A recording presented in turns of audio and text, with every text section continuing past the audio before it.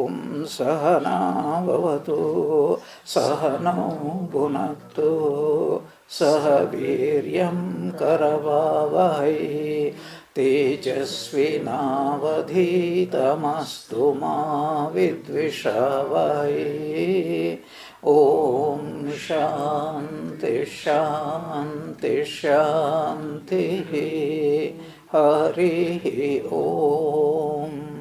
Om May Brahman protect us both.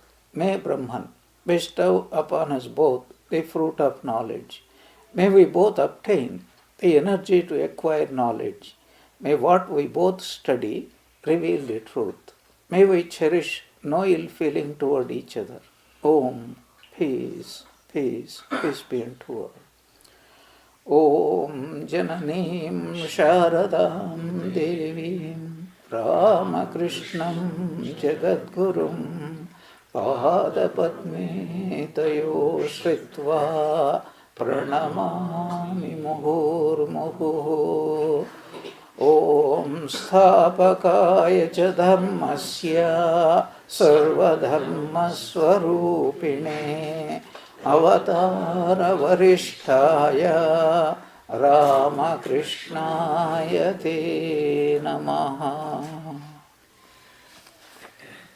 In our last class, we discussed how Kshudiram went to various pilgrimages and how he went to Gaya and there had a vision of his ancestors as well as Gaya Vishnu, how Gaya Vishnu promised that he will be born as his son, and some of the special spiritual visions he had like Mother Shitala, etc.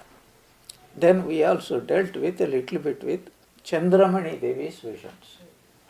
And some more we are going to deal in our class. Today's class, first Chandramani's visions, then second Ram Kumar's also. He was also extraordinarily talented. Third, where does God incarnate and why does he incarnate in particular families? Fourth, family values.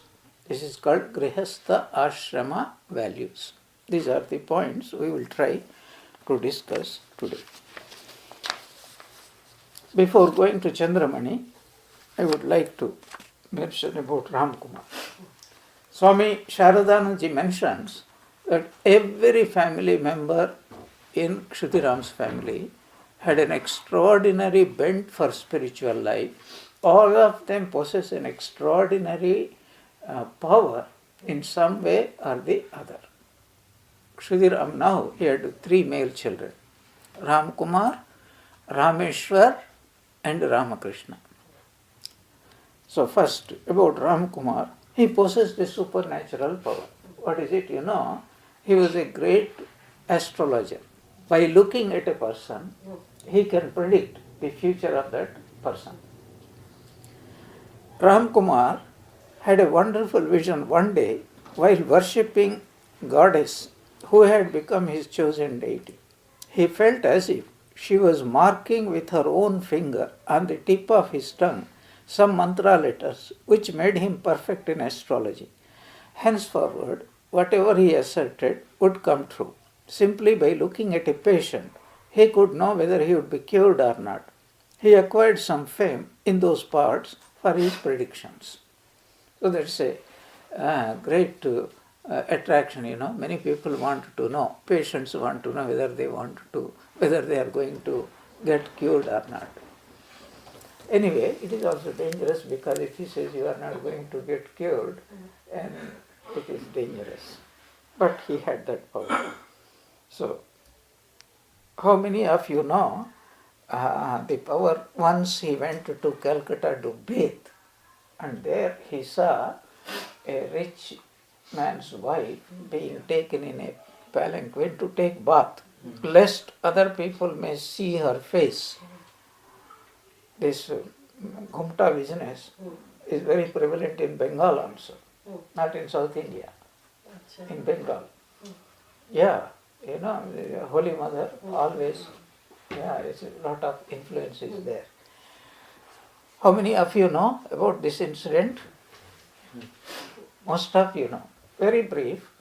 Ram Kumar went on an auspicious occasion to take bath in Ganges, and then he happened to see a rich man brought his wife for bathing, and lest other people should behold him, he arranged for a palanquin to go right into the Ganges. There she will get down. But just one glimpse at her face, and he involuntarily words came out, alas, this lady will not survive this night. And the husband heard it. And he said, she was in the pink of health, no sign of any disease. So I will invite him to my house, and it is sure that these words will not come true. Then I will teach him a good lesson. With that intention, he politely invited, and Ram Kumar also accepted. By early morning, she had taken ill. Before the next sunrise, she was gone. Then the rich man had no option but to let him go. This is just an example of his power. And Ram Kumar also predicted about his wife. He was a married person. And he predicted that if any time his wife conceives, and then she will give birth to the child and she will die. So he was very happy that she did not conceive for many, many years. But then it ultimately so happened that she conceived, and by giving birth, passed away. Was that Akshay? Akshay. Then Sri Ramakrishna practically brought him up. And you see the tragedy, later on what happened? He did not inform Sri Ramakrishna that he was going to get married. And he went with Hriday Ram and then got married, came back, and Sri Ramakrishna found out the bride belonged to a Rakshasa Gada, which is not suitable. And in spite of warning, then he went and then slept with her, and then he died very shortly. See, what does it mean? Sri Ramakrishna, if he is God, he had the power to save, but he didn't. Strangely, do you remember, he gave the same warning to Rameshwar, his elder brother. And he also told, don't sleep with your wife. Of course, who will listen? And he also passed away within a few days. Yeah. Anyway, this Ram Kumar came to know that his wife will die, and actually it came to pass. That is why he never took any interest ever since he heard that his wife conceived. Never took interest in the child because he knew his wife was going to die. So this is the special feature of Shuddhiram's family. All of them were spiritual.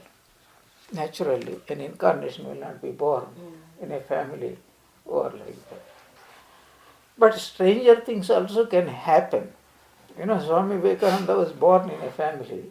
They were three brothers. And one brother turned out to be very spiritual.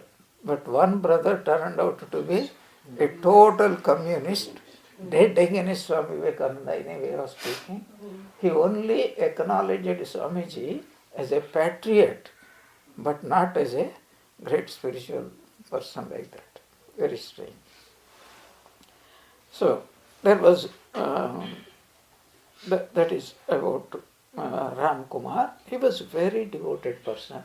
Actually, in the drama that we are going to discuss, Ram Kumar plays an important part. It was because of Ram Kumar that he gave that written opinion about Rani Rasmani's this thing, and he himself had to do the worship, and that is how he became the priest in the end, and very soon he handed it over to Sri Ramakrishna, as though these are all preparatory things for Sri Ramakrishna's future drama to occur. These are these incidents. I am not going in details because you are expected to read them. We are only discussing any important points with regard to them. Now, Shuddhiram returned from Gaya. So, what did he notice? You remember, he had his own wonderful experiences. The dream, he saw his ancestors. God promised to be born as his son.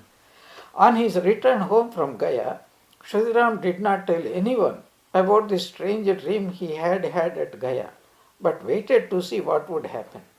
The first thing he observed was the wonderful change that had come over Chandra Devi. In his eyes, she was no longer an ordinary woman, but indeed a goddess, an all-embracing love, springing from some unknown source, filled her heart and raised her to a lofty plane beyond all worldly desires. Kshudiram found that Chandra Devi, who always loved as her own the children of the neighborhood, now felt a motherly affection for the family deity as her own son, and also regarded the goddess Sitala and the emblem of the god Rameshwar as her own children. You see, because God was in her womb, she became the mother of God. That means she became the mother of everybody. Now, interesting corollary we derive from this is, how does God love everything?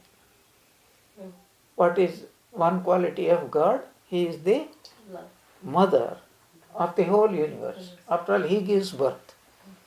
This whole creation, what we call Jagat, is his creation. And in that creation, there are three worlds.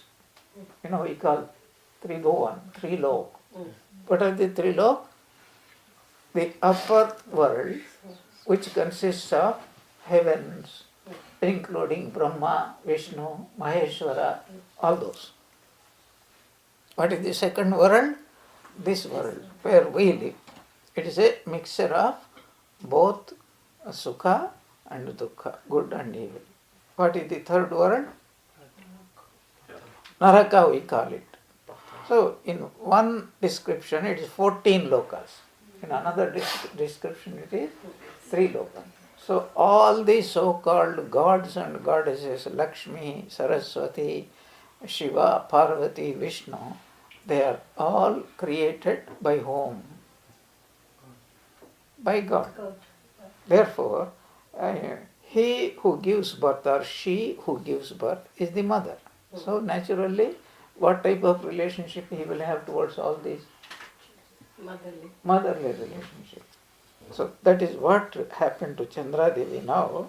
That previously, this is Mother Sitala. She will be very angry if things are not carried on properly. And this is Vishnu. See, we feel we are far inferior to God. But what was Chandra Devi's attitude? She became the mother. They are like children, like Mother Yashoda, Mother Kausalya, etc. Formerly, her heart always used to be filled with awe at the time of the service and worship of these deities. But now, the force of love completely replaced that feeling. Any idea of fear or hesitation in her approach to the gods vanished, and she had now nothing to hide from them or ask of them. Instead came the assurance that the gods were even closer to her than her own children, and an intense desire to sacrifice her all to make them happy, and an ecstasy of being bound to them in an eternal relation. One day she told Kshudiram, "When you were away, I had a strange dream in which I saw a luminous god lying on my bed."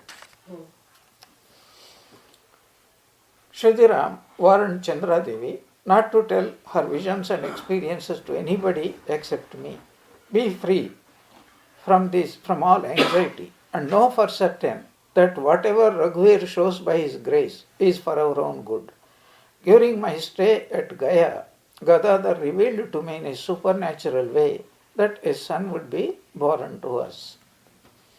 Day by day, after she had conceived, Chandra Devi's spiritual visions and experiences became more numerous. Now, we know that when Kshudiram returned, then she told him what was the vision she had. She went to the Shiva temple, and then a light came overwhelmed her. She felt that it entered into her womb and she was with a child. And by that time, several months before, Shudiram was away. And nobody believed her. How can anyone believe? Because husband was away. So, but as soon as Shudiram returned, she told everything. We discussed this point. Yeah. What would an ordinary husband think about his wife when she has conceived without his presence? Extraordinary. We have to understand how much faith they must have.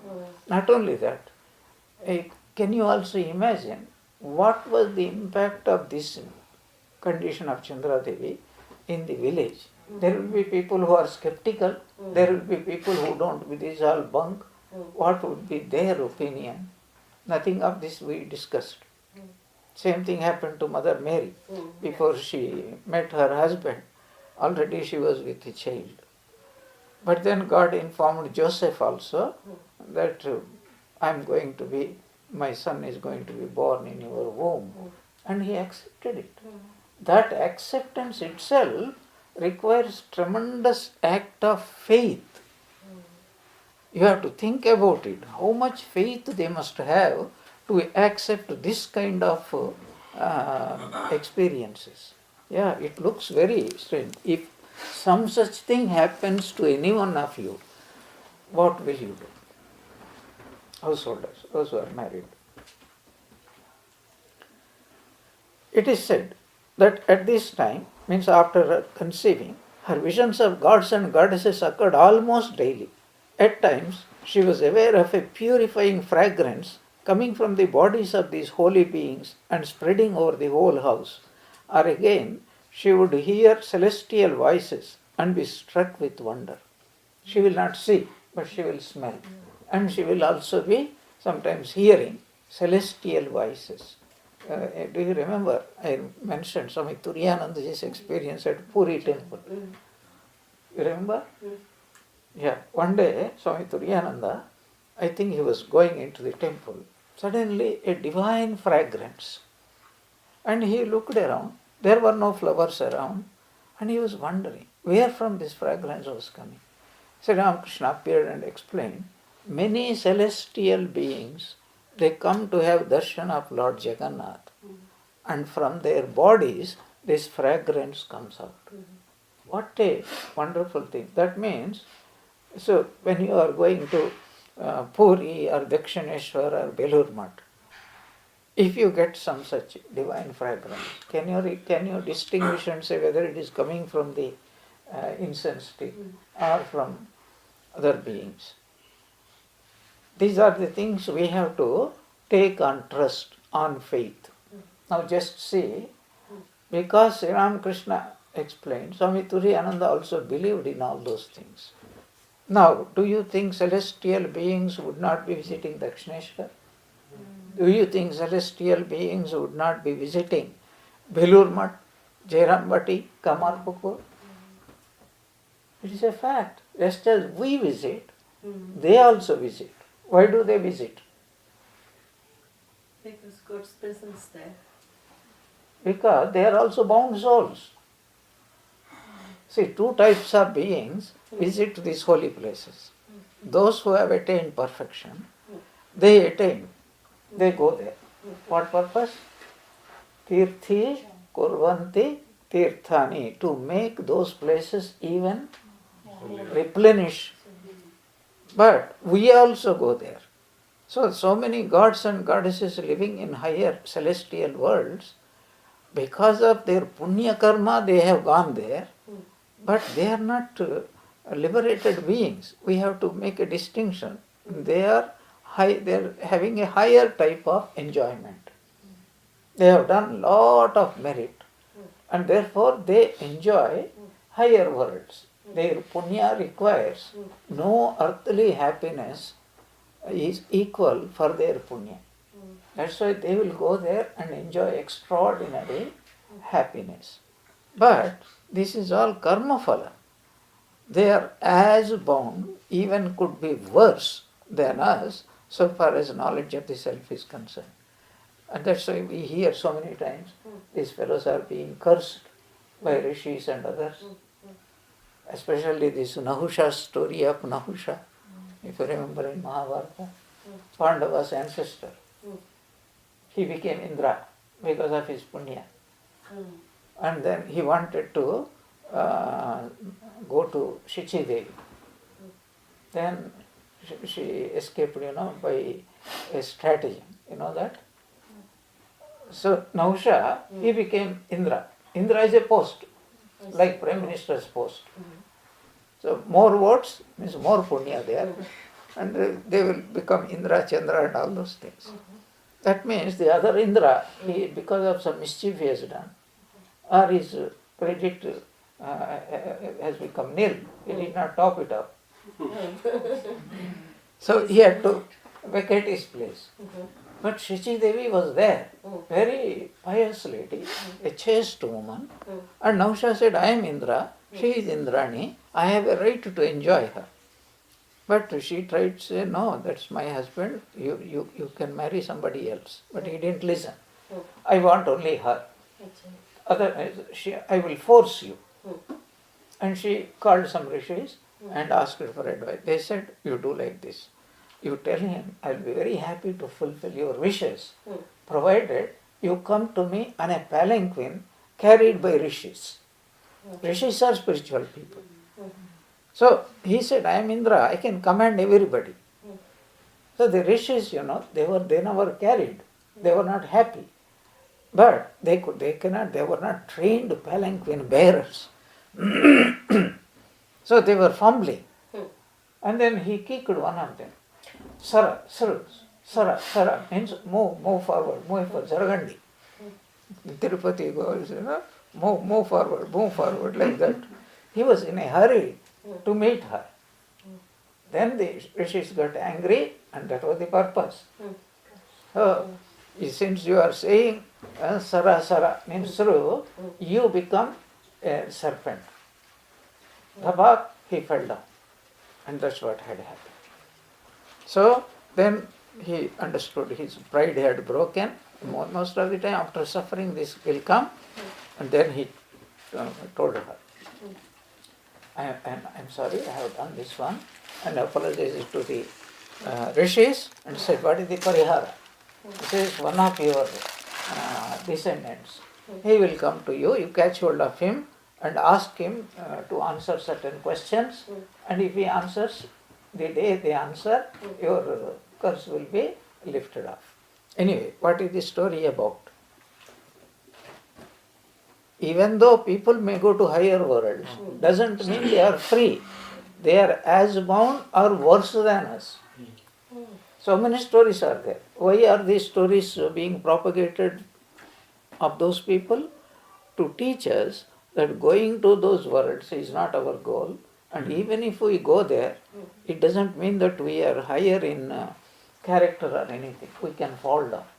Therefore, such beings, some of them, they feel the necessity to come to earth to visit the spiritual places so that they can also become spiritual. How do we know? These are the incidents which come to us. Yeah, we have to understand. Almost every day, she would tell her husband about these visions and experiences and ask why they should come to her. Sridharam confronted her in various ways and told her not to be perturbed. We shall now relate an incident of this period. We were told that Chandra Devi described it thus to her husband with a feeling of awe. O revered one, she was telling to her husband. There is no end to the number of gods and goddesses who have shown themselves to me from time to time, ever since the day I saw the light, standing in front of the Shiva temple. Many of them I have never seen before, not even in pictures. Today I saw a god come on the back of a swan. At first I was startled, but then feeling sorry for him, as his face was red with the heat of the sun, I called him and said, "Oh dear little god riding a swan, your face looks burnt by the sun, and please come and eat a little bit of panta bhat so that you will get a little bit cool. What is the lesson? Let them ride on a swan, but they can sweat, their faces can become red, and they can suffer like any one of us. Yeah, sometimes worse than us, because panta bhat is not available for them; it's available only for us. I see many such forms. I do not worship or meditate on them, and yet I see them at any time of the day or night. Sometimes they come before me in human shapes and then dissolve into thin air. Can you tell me why I see all this?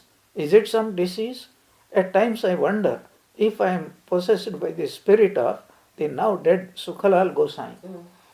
Anyway, the whole point is, so gods and goddesses means higher celestial beings do exist. By that very fact, we also have to have faith that people, ghosts, goblins, and all those unfortunate people also do exist. We know very little about them. And the whole modern science discards the whole thing as poo-poo, and then our faith will go. What is wrong? If once that faith goes, our faith in God also will become down. That's why we should not read any of those things. We should always read these things. So it is necessary to keep up our faith, and you can't, in faith you can't rationalize and say, this is true and this is not true. That means God exists, it is true, but ghosts and celestial beings do not exist. That is a wrong type of reasoning. Why is it wrong type of reasoning? Because whatever we don't know, whatever we are reading only from the scriptures, how do you prove or disprove what is written in the scriptures or what is not written in the scriptures? That is the point. In this respect, though this incident comes later on, we can also say, Chandra Devi's vision of Mother Lakshmi. You remember? Ram Kumar once went for worshipping Mother. That was what we call in Bengali festival calendar. There is a very special day, Kojagari Lokhi Puja. That is worshipping of the Mother Lakshmi on a particular day. This comes after Durga Puja. I think before Kali Puja it comes. Full moon day. So Ram Kumar went to the next village, I think Burshaba, to do the worship, and he was not coming. In villages there was no electricity or anything. The mothers get very anxious. So Chandramani Devi very anxious, so late. So late means it may be 8 o'clock, something like that. Then again and again she will go a little bit, because it's a small village. You just go few yards and it is all open space. And she was looking, he was not coming. And once she went out and suddenly she saw a most beautiful young lady coming. Extraordinarily beautiful young lady. Of course she did not recognize at first. So why did she come out into the way? To find out whether her son Ram Kumar was coming or not. That should be. As soon as she saw, her eyes alighted on the ornaments. And she never saw this kind of ornaments. And then she said, what are those special ornaments? Then that lady explained, these are called kundalas, karna kundala. These are this special design is a heavenly design, not available on earth. Afterwards, suddenly she remembered, afterwards, oh, did you see my son? Yes, I am coming from the same place. He is coming, the puja was a little bit late, he is coming, and in a short time he will be reaching you. Then only she asked, it struck her, on this night when women actually do not travel, this fully ornamented lady, and how she is going? Where are you going? Oh, I have to go a long distance. So my child, why don't you remain tonight in our house? Tomorrow morning you can go. And then that lady smiled and said, no, I have got a lot of work. I will come, but I will come later on. She just said and then disappeared. And after a few seconds, Chandramani Devi looked, and then she didn't find anybody because she was goddess, she disappeared. And then she understood, she guessed this might be Lakshmi Devi. And then she went and narrated to Kshudiram. He said, yes, you had a vision of the Mother Lakshmi. And same kind of vision happened to Holy Mother's mother at Shihor. Remember? She went to answer calls of nature, and from the under a tree, and this young girl came, descended, and embraced her. Then now they built a small temple in remembrance of that event. So this vision happened much later, but we are just narrating it. A great soul is born. Now Sri Ramakrishna's birth. It was some 10 minutes before dawn that Chandradevi felt the first pangs of labor. Dhani helped her to the lying-in room, and there almost immediately she gave birth to a male child. After doing the needful for Chandra, Dhani turned her attention to the baby, only to find that it had disappeared from the place where she had kept it. Very soon, two things we have to note. The child, sometimes the mothers take a long time, suffer a lot to give birth. But in this case, she felt the labor pangs, and then the Dhani found out he was as big as 6 months old. And then she just slipped from the mother's womb and disappeared. Where can he go? Then she looked. Where was he? There was a hearth full of ashes, and he was covered with full of ashes. And then he wondered what happened. Looking at it in the light, then he wondered at its beauty and its size. It looked like a 6 months old infant. Then this news was, of course, early morning and a very auspicious day. You can find out, what is it called? The astrologers will have that chart, Janma chart. And it is one of the extraordinary charts. According to those readings, this child is born with a divine amsha, and he will live in a temple on the banks of Ganga, and he will have lots of disciples. He will be Narayana Amsha Sambhota. This was predicted in his birth chart. Then, of course, Kshudiram knew all those things. Priests, they know all those things. Ascertaining the signs of the zodiac under which the child was born, Kshudiram, well versed in astrology, found that the boy had come into the world at an especially auspicious moment. It was February 18th AD 1836 according to the Gregorian calendar. Looking at the face of their beautiful child and assured of his unique destiny, Kshudiram and Chandramani thought themselves highly blessed. So that was the birth of Ramakrishna. Now, this is the birth we discussed, Chandramani Devi's, Ram Kumar's special powers, Chandramani Devi's visions. And now this, where does an incarnation really takes birth? Where means not place. We already said in villages. Why villages? Certain qualities are there. Now, in which families?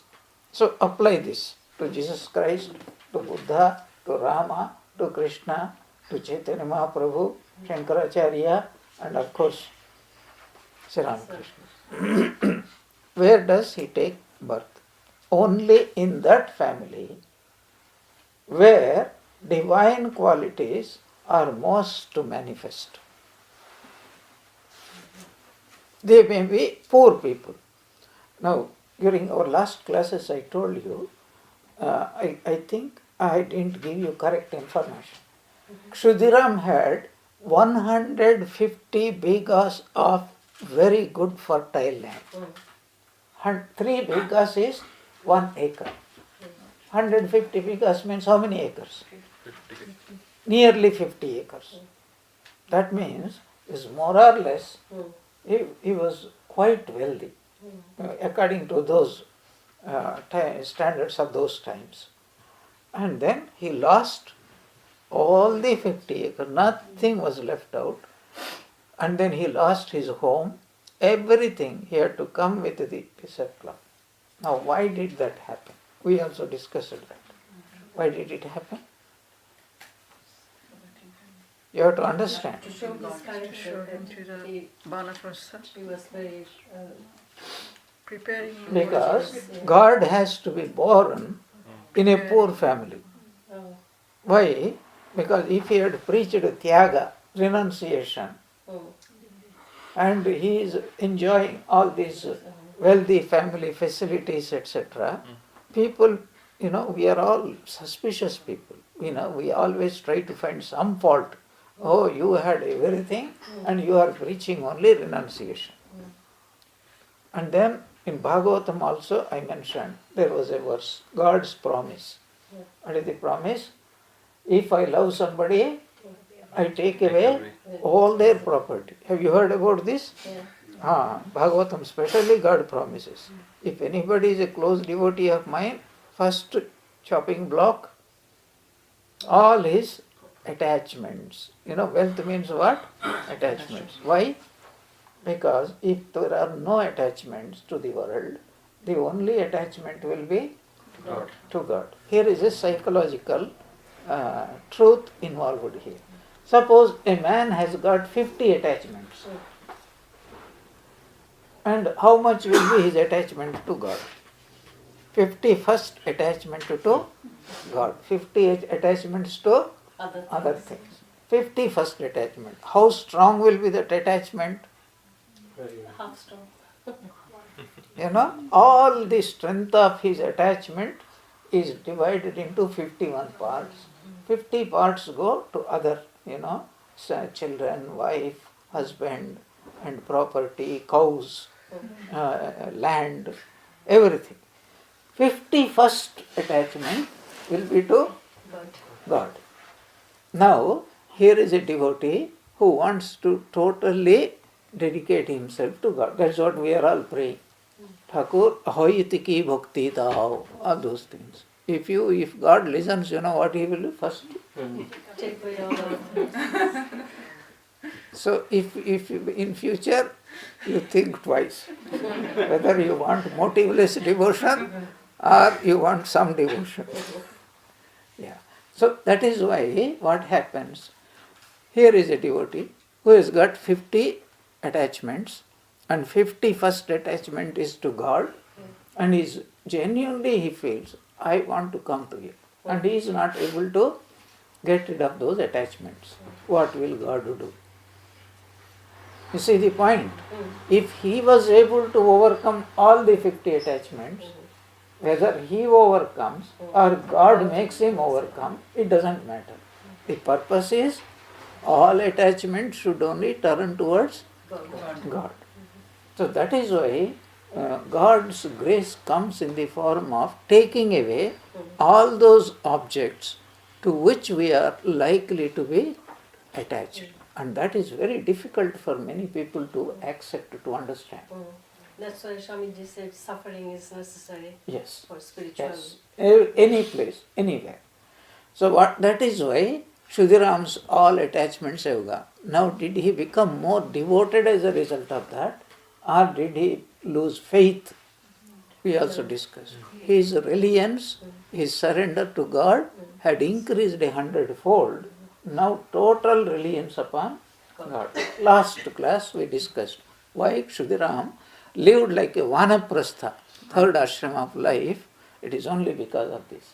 Because hard tragedies. Soon after his daughter Katyayani is born, this event had taken place.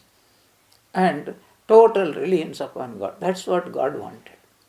Not only that, that is also an ideal for us. If we have so many things difficult to progress in, spiritual life because we have weak minds. And therefore, even though intellectually we know these are attachments I should not have, difficult for us to get rid of them. That is why God does.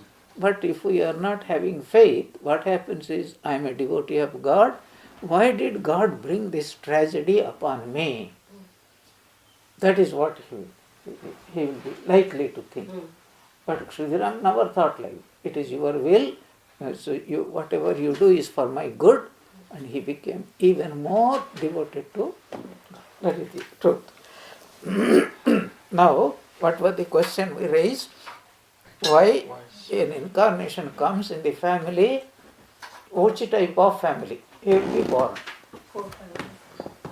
So poor family, because rich family means what happens?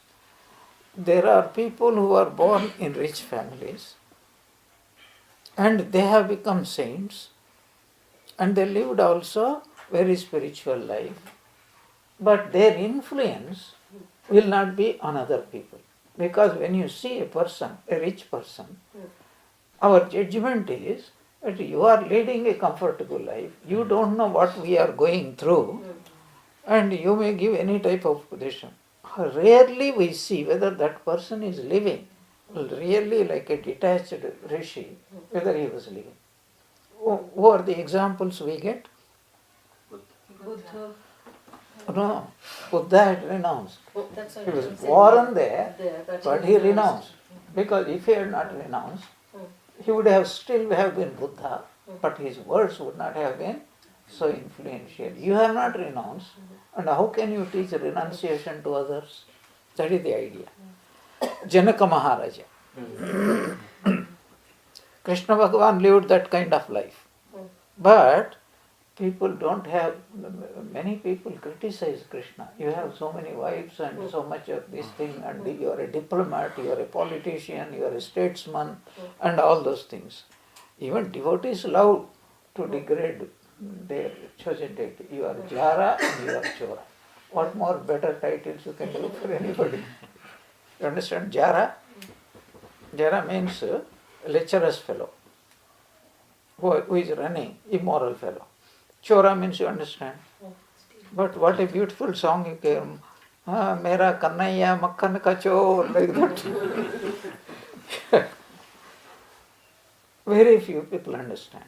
How can we understand Krishna? Read Gita.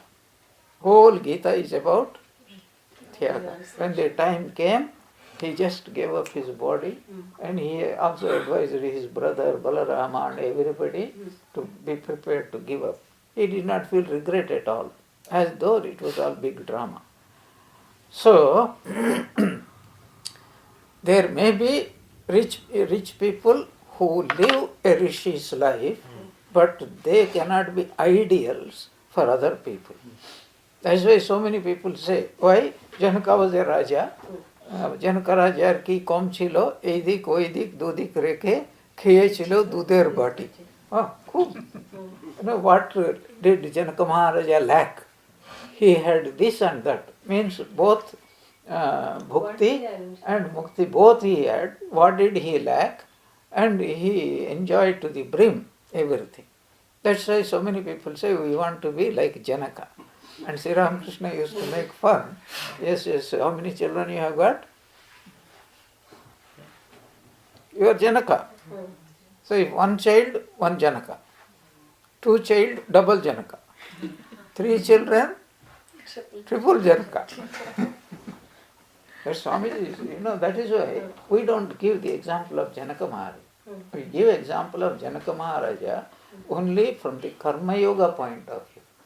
Not Buddha or Jesus Christ, Sri Ramakrishna, Chaitanya Mahaprabhu. Chaitanya Mahaprabhu could have been very rich, but he renounced everything, even though he was married, and his wife was extraordinarily beautiful, Vishnu Priya. Why did he renounce? Sri Ramakrishna gives a hint. He says, Bhai, if we do not renounce, the people will never follow our teachings. That is absolutely true.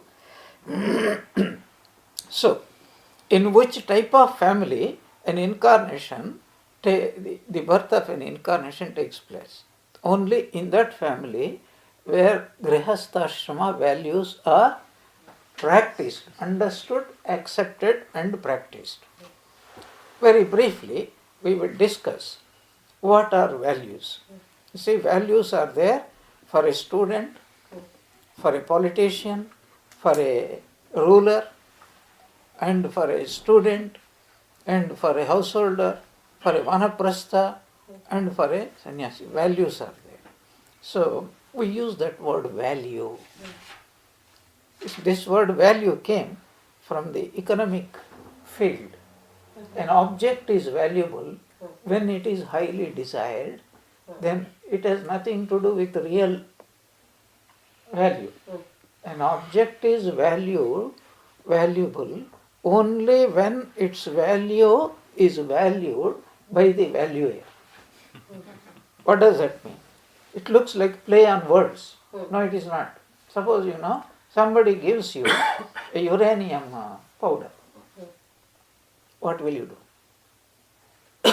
Is it valuable for you? No. Not only it's not valuable, it is positively dangerous for you. Suppose you give a very costly diamond ring to a baby or a Rolls Royce. So from your point of view it is very valuable. But from the viewpoint of the child, it's not only not valuable, it's a nuisance. What is he going to do? Yeah. So, what is a value? What are facts? What are values? What are goals? What is reality? What is the mediator? What is the path? 5 points. Facts. First of all, we are all dealing with facts. What is a fact? Money is a fact. Food is a fact. And home is a fact. Another human being is a fact. These are all facts. What is fact?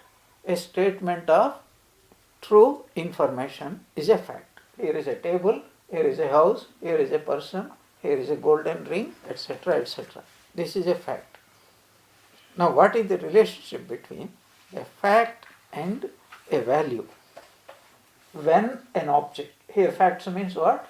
An object. When an object is very highly desirable by somebody, that object is value is a value only for that particular person. So simple example is 1 kg of brinjal or potato is so much. What is it? Is a fact.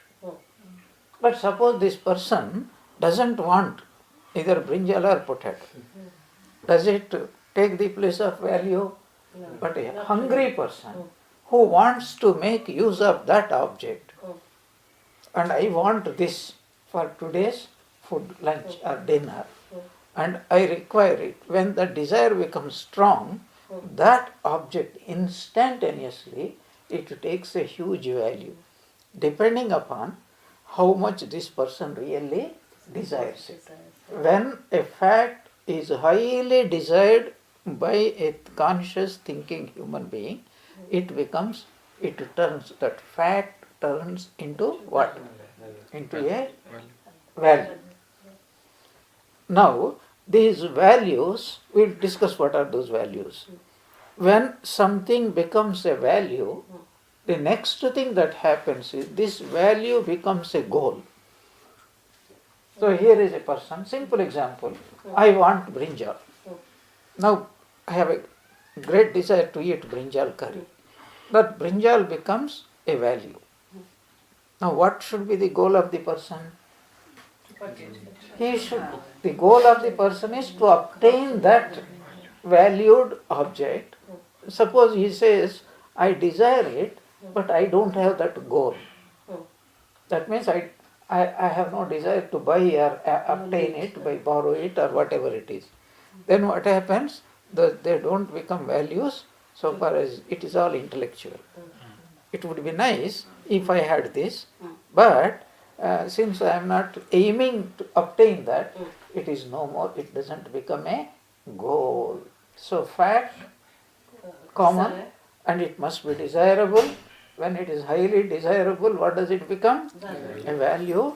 But even after becoming a value, that value remains only an intellectual pursuit unless it is transformed into a goal. Now, these values, when they turn into goal, this goal must be corresponding to reality.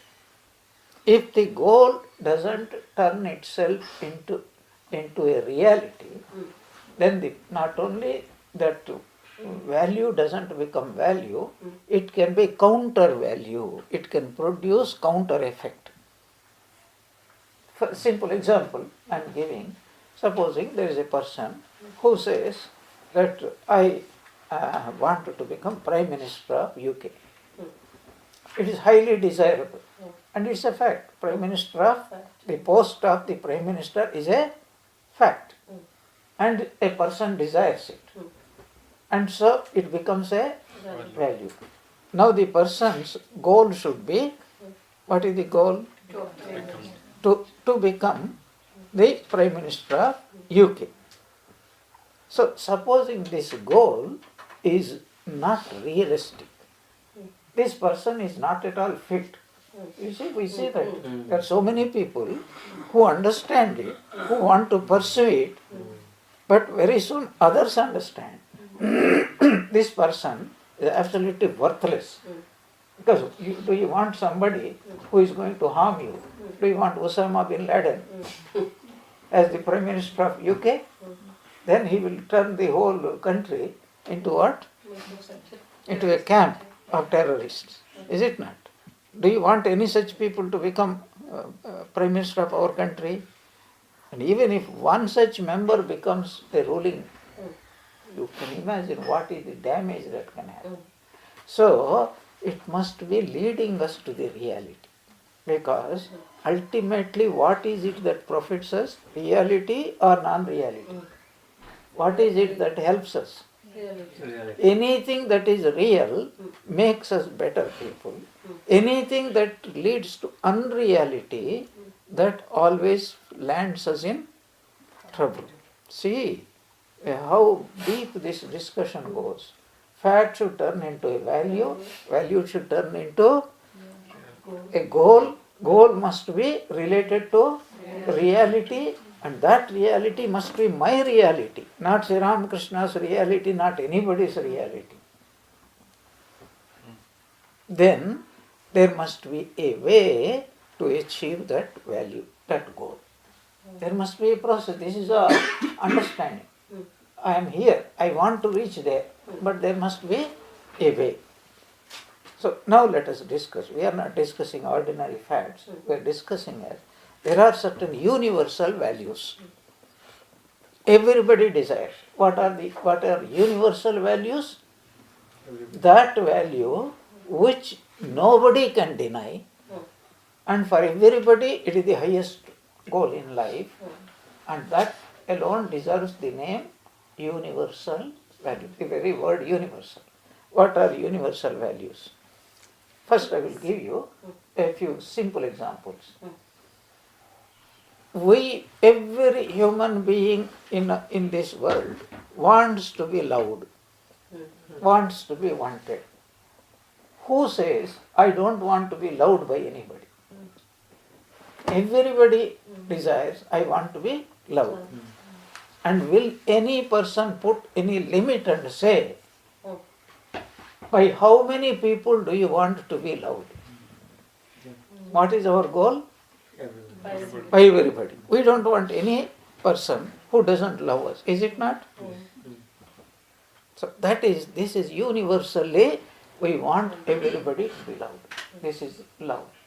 Universally, everybody wants to be happy. Universally, everybody wants to be healthy. Universally, everybody wants to live a long, trouble-free, misery-free life.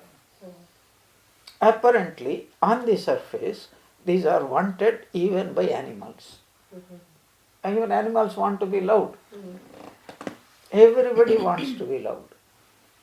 So, these are just as an examples. But we are talking about some higher type of value. For example, truth. So we also discussed, according to the Western concept, three values are highly valued. The supreme values according to Western philosophy. What is that? Truth, beauty, and goodness. It is Shivam, Satyam, Shivam, Sundaram. This is what we want. According to Hinduism, we put it in a slightly different way. What is the supreme value? Moksha. Moksha, liberation. We have been taught from the beginning that should be the universal goal. Now, why should it be universal goal? Why can't it be only Hindu's goal? The reason is the philosophy of Vedas, Vedanta, it tells us each soul is potentially divine. Therefore, what is the highest goal?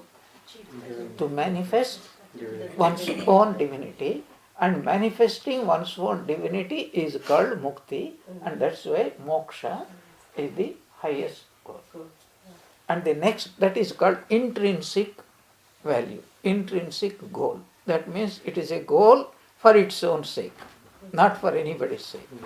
And whichever goals or values take us slowly to that highest goal, they are called instrumental values. We all know. What is that? Dharma, Artha and Kama. So Artha and Kama, you will notice, is sandwiched between Dharma and Moksha. So that Dharma and Artha, Artha and Kama, which do not lead either to Dharma or to Moksha, they are our greatest enemies. They have to be discarded. This is what Sri Ramakrishna said. Kam Kanchan. So he is not talking about Artha and Kama. He is talking about Artha and Kama. But Artha and Kama devoid of Dharma. Even Bhagavad Gita, Dharma viruddho bhuteshu kamo asmi bharatarshabha. I am desire unopposed to Dharma. Dharmik Kama, I am Dharmik Kama. That is what Bhagavad Gita, Hare Krishna is teaching. So according to Hinduism, Dharma, Artha, Kama and Moksha, these are the supreme goals. That is why they are called Purusha Artha. What is Purusha Artha? Supremely desirable to every rational, sane human being. Purusha, that is called Purusha. Purusha means human being. Why Purusha, human being? Because animals cannot even think about them. Animals only can think about living and surviving, propagating, dying. That is all there. Some of these small insects, they just come out, they fly and they mate and immediately fall down dead. Their purpose is over. They are fulfilling there. But human beings, he can think, he can be rational, he can be sane. These are the four supreme values posited by Vedanta. Whether he is a householder, whether he is a brahmachari, these are being taught. So now let us see how to attain them. How to attain them? There is only one method. Are you clear about it now, this point? So facts, values, goals, then they must be related to reality, and then there must be a way to achieve them. So goals we have formulated. So how are they related to reality? Because the more dharmic we are, the more our future is assured. Okay. What is the ultimate reality? That we have no death, we have no birth, we do not belong to this transmigratory world, we are divine souls. That is the Paramarthika Satya, absolute reality. So these goals are related to what? Paramarthika reality. How? If we are dharmic. You understand dharmic? Righteous life. Then righteous life slowly takes us to higher and still higher and still higher worlds until it takes us to the highest reality, which is God. Which is God. Mukti. That is why it is related to reality. Suppose a person, his goal is to make more money by hook or crook.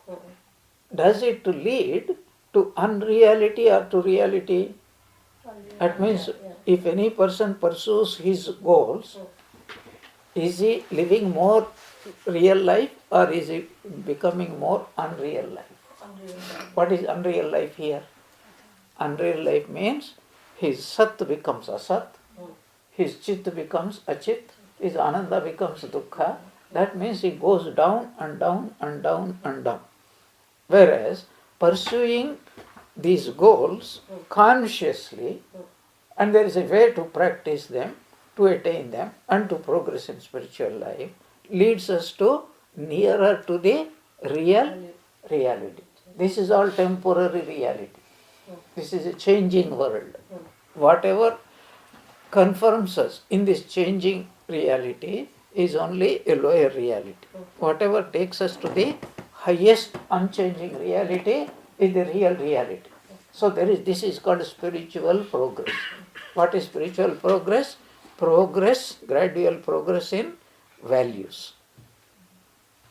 The more values we pursue, the nearer we will be to God. Slowly progress. More from unreal to the real. Yes, that is why asato ma sadgamaya. You don't progress. 1 second you are in asat and next moment you are in absolute reality. It is a slow progress to be achieved. You are this much happy, all of a sudden you are overwhelmed by Sachidananda. That is not going to happen. Slow as our mind purifies, the reality unravels and we understand it, and to that extent we are progressing in life. This is the truth of it. Now, with facts, values, goals, reality. What is the fifth factor? How do we achieve it? And what is the way to achieve it? Only one way. That way which helps us to progress gradually but surely towards the ultimate goal. It has a technical name in Vedanta. We all know it. Yoga.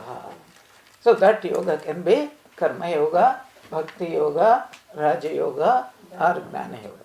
Let us take an example. Raja Yoga, because we are discussing Patanjali Yoga Sutras. What is the Ashtanga Marga we call it? Eightfold. What are the very first two things? Yama and Niyama. And they are called universal dharmas.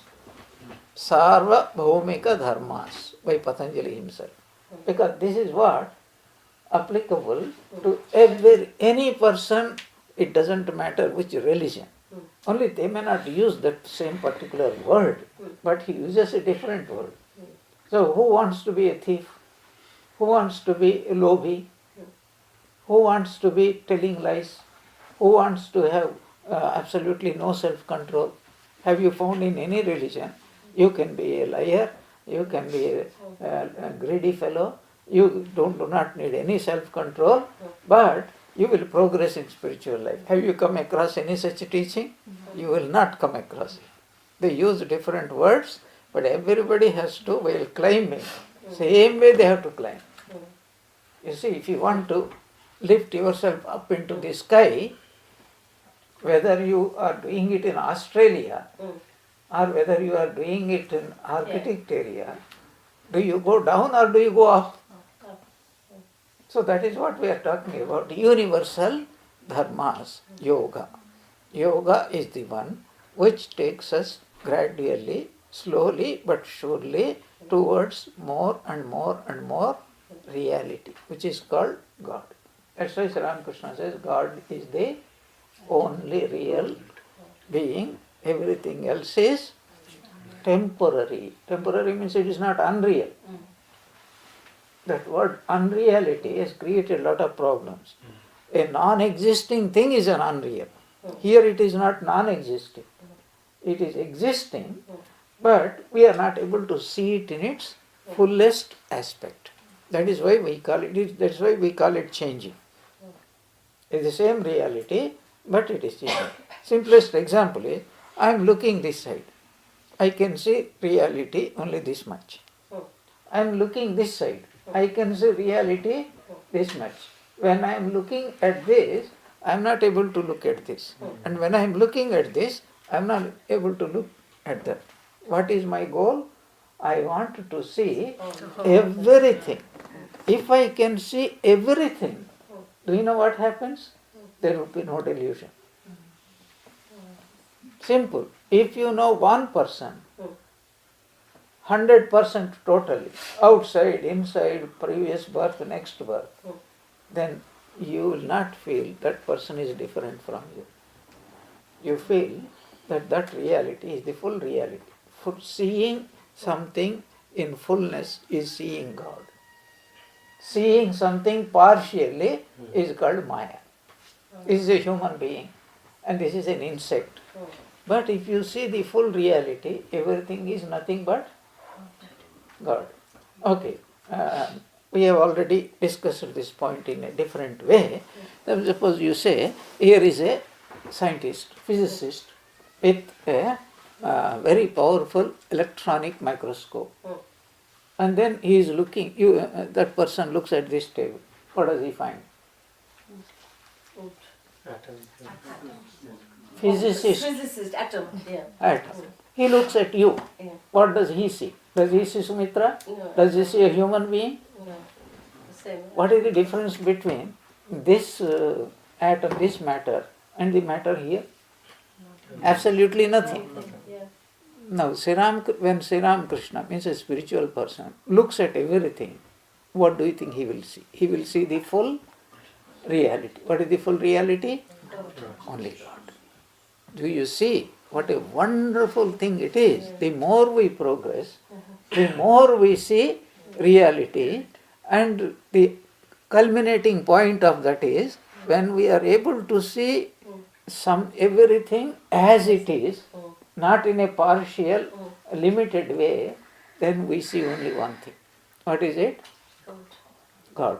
That means what? There are no different things. Only God is there. Pure consciousness is there. Then he will have no misery, there is no fear, no insecurity. He will become absolutely fulfilled. Now, I am at this stage, I think Rasgulla is different from me. And I am miserable that how I can get that Rasgulla into me. Means what? I want, when that Rasgulla becomes one with me, then I am as happy as I thought I would be happy. But it doesn't last long. Yeah. So, if a person can see God, all duality will vanish. And he sees only, these are all human words. He experiences only, I am pure consciousness. That is the ultimate goal. What is the way to reach that goal? Yoga. Take any yoga. This is Sri Krishna's teaching. Take any religion. Every religion is nothing but an expression of one particular yoga. Christianity, Islam, what is the yoga? Mostly bhakti yoga. If you take Buddhism, what is the yoga? Raja yoga. Meditation, he says. If you take Advaita, it is Jnana yoga. Like that, most of the religions, they all formulate different stages suitable to different according to the qualification of the aspect. Advaita, not Vedanta. We use Vedanta in the term of what the teachings of Vedas. That is why Dvaita, Vishishtadvaita and Advaita, all the three.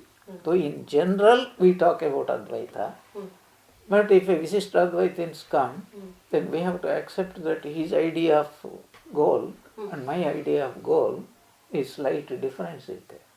If he says I will go to God, I say I also go to God. But what he meant by God, what I mean by God, there is a slight difference is there. So, these are the 5 facts let us keep in value. Facts, values, goals, reality and yoga. Why is this discussion so very important? We see that whenever Wherever great people are born, this is the process. They turn facts into values, and values into goals, goals into reality, and reality, there is a way of attaining to that reality. So, but where does it start?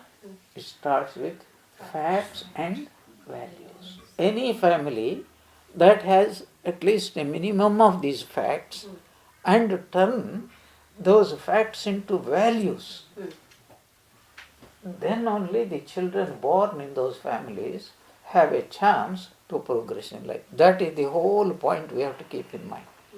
For example, suppose there is a poor family. Even poor family will have some facts. A house, a little bit of money, little bit of food, little simple dress, clothes, etc. They will have something, otherwise they will die. But they will turn these facts into values. Whereas suppose there is a rich family, they have hundreds of things lying down. They don't even know what things are lying in their homes. Not only that, they have lost that sense of values. Money has to be valued only if it is highly desirable. Otherwise, it leads to unreality. This is called Shobhana Adhyasa, superimposition. Very interesting topic. Here is a rich man. He says, I don't care for money. But you take away something from him, will he give? Rarely he gives. Only few people they give. But he doesn't understand this money is of high value. The moment he says this is of high value, then some higher rationality, reasoning comes into. If it is value for me, it also must be a value for others. And there are poor people who do not have. So it is valuable for me because it gives me happiness. And if it gives me happiness, those who do not have, they may not be that much happy. So is it not my duty to share it with others? That is where the reality comes in. But most people live in the world of what? Unreality. That means they don't think about anybody else. And those kind of people, where do you think they are heading? Towards more and more unreality. So here is an important definition. Reality is that which unites us with everything more and more. Unreality is that which separates from us from everything more and more. So that is important. Why is it important? Because if it is not related to reality, what happens? The question of yoga doesn't come. Such a person who doesn't have this reality, the question of his yoga, by hook or crook, he wants to achieve his goal. That's why values must be turned into goals.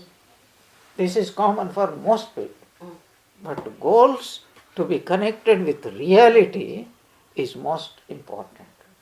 Only such people who connect goals into reality, they will progress. The rest of the people, simply goals. But there is no relationship with reality. Another way of thinking. Here is a rich man. He never thinks that death is ever going to come to him. But what is the reality? Death is going to come. If he is highly conscious of death, then do you know what happens?